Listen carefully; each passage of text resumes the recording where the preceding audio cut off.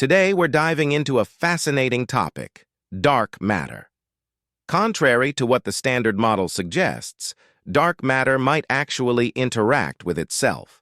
This idea comes from a study published in the journal Astronomy and Astrophysics. The research was conducted by Riccardo Valdarnini from the Astrophysics and Cosmology group at CISA. In this study, numerical simulations were used to analyze El Gordo, a massive cluster merger located 7 billion light-years away.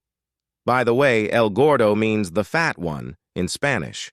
This analysis showed that the physical separation observed between the points of maximum dark matter density and other mass components could be better explained using the SIDM, self-interacting dark matter model, rather than the Standard Model. This research significantly supports the SIDM model, which suggests that dark matter particles exchange energy through collisions, leading to some intriguing astrophysical implications. According to Valdarnini, the currently accepted standard cosmological model states that the present baryonic matter density of the universe makes up only about 10% of the total matter content. The remaining 90% is in the form of dark matter. Usually, this dark matter is thought to be non-baryonic, consisting of cold, collisionless particles that only respond to gravity. This is where the name cold dark matter, CDM, comes from. However, there are many observations that the Standard Model hasn't yet explained.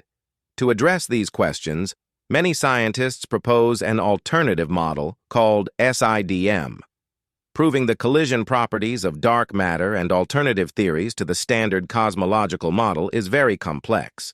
But there are some unique laboratories out there, a few light-years away from us, that can be very useful for this purpose.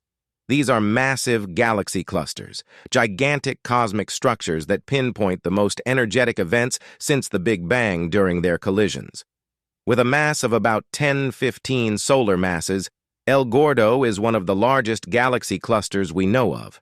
Its unique characteristics have made it the subject of numerous theoretical and observational studies. I hope this content has piqued your curiosity about dark matter. If you enjoyed this video, don't forget to hit the like button and subscribe to my channel. See you in the next video. Take care.